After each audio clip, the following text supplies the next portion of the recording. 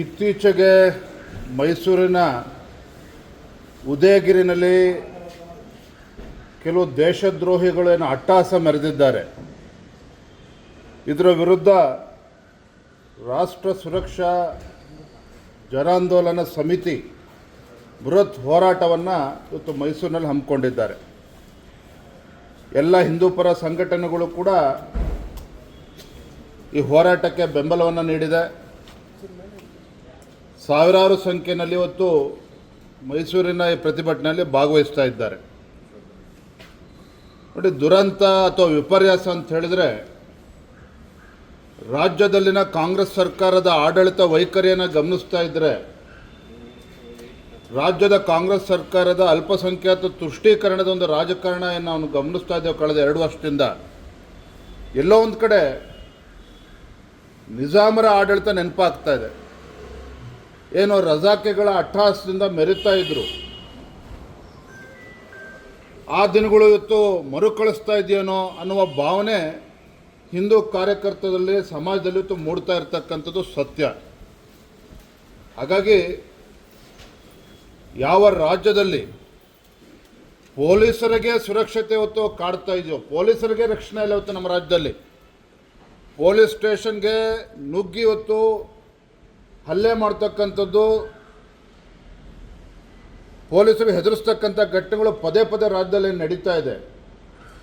ರಾಜ್ಯ ಸರ್ಕಾರ ಕೈ ಕಟ್ಕೊಂಡು ಕೂತಿರ್ತಕ್ಕಂಥದ್ದು ಒಂದು ಕಡೆ, ಮತ್ತೊಂದು ಕಡೆ ಸ್ವತಃ ಗೃಹ ಸಚಿವರು ಹೇಳ್ತಾರೆ, ಅಸಹಾಯಕರಾಗಿ ಹೇಳ್ತಾರೆ ರಾಜೀನಾಮೆ ಕೊಡಬೇಕಾಗ್ತದೆ ಅನ್ನೋ ಮಾತನ್ನು ಕೂಡ ಅವರು ಆಡಿದ್ದಾರೆ. ಇವತ್ತು ಪೊಲೀಸ್ ಇಲಾಖೆ ಇವತ್ತು ಅಸಹಾಯಕರಾಗಿದ್ದಾರೆ ಅಂತ ಹೇಳಿದ್ರೆ, ಗೃಹ ಸಚಿವರು ಇವತ್ತು ಅಸಹಾಯಕರಾಗಿ ಮಾತನಾಡ್ತಾ ಇದ್ದಾರೆ ಅಂತ ಹೇಳಿದ್ರೆ, ಸಮಾಜದಲ್ಲಿ ಜಾಗೃತಿ ಮೂಡಿಸಿ ನಮ್ಮ ಸಮಾಜದ ಹಿಂದೂ ಸಮಾಜದ ರಕ್ಷಣೆ ಅನಿವಾರ್ಯವಾಗಿ ಇವತ್ತು ಹಿಂದೂ ಸಂಘಟನೆಗಳು ಇಳಬೇಕಾಗಿರ್ತಕ್ಕಂಥದ್ದು ಅನಿವಾರ್ಯ. ಹಾಗಾಗಿ ಮೈಸೂರಿನಲ್ಲಿ ಈ ಬೃಹತ್ ಜನಾಂದೋಲನದಲ್ಲಿ ಪ್ರತಿಭಟನೆಯಲ್ಲಿ ನಾವು ಕೂಡ ಭಾಗವಹಿಸ್ತಾ ಇದ್ದೇವೆ. ಈ ಸರ್ಕಾರಕ್ಕೆ ಎಚ್ಚರಿಸ್ತಕ್ಕಂಥ ಕೆಲಸವನ್ನು ಕೂಡ ನಾವು ಮಾಡ್ತಾ ಇದ್ದೇವೆ. ಎಲ್ಲ ಹಿಂದೂಪರ ಸಂಘಟನೆಗಳು ಸಮಾಜದಲ್ಲಿ ಜಾಗೃತಿ ಮೂಡಿಸ್ತಕ್ಕಂಥ ಕೆಲಸ ಕೂಡ ಮಾಡ್ತಾ ಇದ್ದಾರೆ. ಸರ್, ಗೃಹಜ್ಯೋತಿ ಯೋಜನೆ ಮೂಲಕ ರಾಜ್ಯದ ಜನರಿಗೆ ಉಚಿತ ವಿದ್ಯುತ್ ಅಂತ ಹೇಳಿದರು ಸರ್. KRCಗೆ ಎಸ್ಕಾಂಗಳು ಒಂದು ಮನವಿ ಸಲ್ಲಿಸಿದ್ದಾರೆ. ಅಂದರೆ ಸರ್ಕಾರ ಭರಿಸದೇ ಹೋದರೆ ಹಣನ ಸಾರ್ವಜನಿಕರಿಂದನೇ ವಸೂಲಿ ಮಾಡಿ ಅನ್ನುವಂಥ ಒಂದು ಪ್ರಸ್ತಾವನೆಯನ್ನು ಈ ಪ್ರಶ್ನೆಗೆ ಮುಖ್ಯಮಂತ್ರಿಗಳು ಉತ್ತರ ಕೊಡಬೇಕಾಗ್ತದೆ. ನಾನು ಮೊನ್ನೆದನ್ನು ಕೂಡ ಪತ್ರಿಕಾಗೋಷ್ಠಿಯಲ್ಲಿ ಹೇಳ್ತಾ ಇದ್ದೆ, ಮುಖ್ಯಮಂತ್ರಿಗಳ ನಡವಳಿಕೆ ನೋಡಿದರೆ ಆಲ್ ಈಸ್ ವೆಲ್ ಅನ್ನೋ ಭಾವನೆಯಲ್ಲಿ ಅವರಿದ್ದಾರೆ. ರಾಜ್ಯ ಭಾಳ ಸುಭೀಕ್ಷವಾಗಿದೆ, ಜನರೆಲ್ಲ ಭಾಳ ಸಂತೋಷದಲ್ಲಿದ್ದಾರೆ ಅನ್ನುವ ಭ್ರಮೆನಲ್ಲಿ ಅವರಿದ್ದಾರೆ. ಒಂದು ಕಡೆ KSRTCಗೆ 7,000 ಕೋಟಿ ಇವತ್ತು ಬಾಕಿ ಉಳಿಸ್ಕೊಂಡಿದೆ ರಾಜ್ಯ ಸರ್ಕಾರ. ವಿದ್ಯುತ್ ಕಂಪ್ನಿಗಳಿಗೆ 6,000 ಕೋಟಿ ಇವತ್ತು ಬಿಲ್ಗಳು ಬಾಕಿ ಉಳಿಸ್ಕೊಂಡಿದೆ, PWD ಇರಿಗೇಷನ್ನು. ಇವರ ಯೋಜನೆಗಳ ಪರಿಣಾಮವಾಗಿ ಎಲ್ಲ ಇಲಾಖೆಗಳು ಬಾಗಿಲು ಮುಚ್ಚಾಕ್ತಕ್ಕಂಥ ಕೆಲಸ ಇವತ್ತು ಬಂದು ನಿಂತಿದೆ. ಇದಕ್ಕೆ ನಾವು ಬಜೆಟಲ್ಲಿ ಇವತ್ತು ಅಧಿವೇಶನದಲ್ಲಿ ಪ್ರಶ್ನೆನೂ ಕೂಡ ಕೇಳ್ತೇವೆ. ಮುಖ್ಯಮಂತ್ರಿಗಳು ಇದಕ್ಕೆ ಉತ್ತರವನ್ನು ಕೂಡ ನೀಡಬೇಕಾಗ್ತದೆ.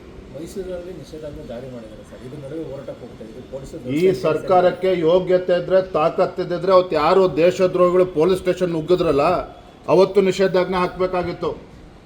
ಇವತ್ತು ಹಿಂದೂ ಕಾರ್ಯಕರ್ತರು ಪ್ರತಿಭಟನೆ ಮಾಡ್ತಾರೆ ಅಂತ ಹೇಳಿದ್ರೆ, ಈ ಸರ್ಕಾರವನ್ನು ಎಚ್ಚರಿಸ್ತಕ್ಕಂಥ ಕೆಲಸ ಮಾಡ್ತಾ ಇದ್ದಾರೆ ಅಂತ ಹೇಳಿದ್ರೆ ಸೆಕ್ಷನನ್ನು ಜಾರಿ ಮಾಡ್ತಾರೆ. ಯಾಕೆ ಅವತ್ತು ಆ ದೇಶದ್ರೋಹಿಗಳು ನುಗ್ಗಿದಾಗ ಏನು ಸತ್ತೋಗಿತ್ತ ನಿಮ್ಮ ಡಿಪಾರ್ಟ್ಮೆಂಟು? ಮಂತ್ರಿಗಳು ಏನಾಗಿದ್ರು? ಹಾಗಾದರೆ ಈ ಹುಡುಗಾಟಿಕೆನ ಬಿಟ್ಟು ತಾವು ಮಾಡೋದೆಲ್ಲ ಸರಿ ಅನ್ನುವ ಭ್ರಮೆನಲ್ಲಿ ಇವತ್ತೇನು ಸರ್ಕಾರ, ರಾಜ್ಯ ಸರ್ಕಾರ ನಡ್ಕೊಳ್ತಾ ಇದ್ದಾರೆ. ಇದು ಖಂಡಿತ ಸರಿಯಲ್ಲ. ಇದು ಎಚ್ಚರಿಸ್ತಕ್ಕಂಥ ಕೆಲಸ ಎಲ್ಲ ಸಂಘಟನೆಗಳು ಮಾಡ್ತಾ ಇದೆ, ಹಿಂದೂಪರ ಸಂಘಟನೆಗಳು ಮಾಡ್ತಾ ಇದ್ದಾರೆ. ಮೈಸೂರಿನಲ್ಲಿ 144 ಸೆಕ್ಷನ್ ಅಲ್ಲ, ಯಾವುದೇ ಸೆಕ್ಷನ್ ಹಾಕಿದ್ರೂ ಕೂಡ ಈ ಹೋರಾಟವನ್ನು ತಡೆಯೋದಕ್ಕೆ ಸಾಧ್ಯ ಇಲ್ಲ.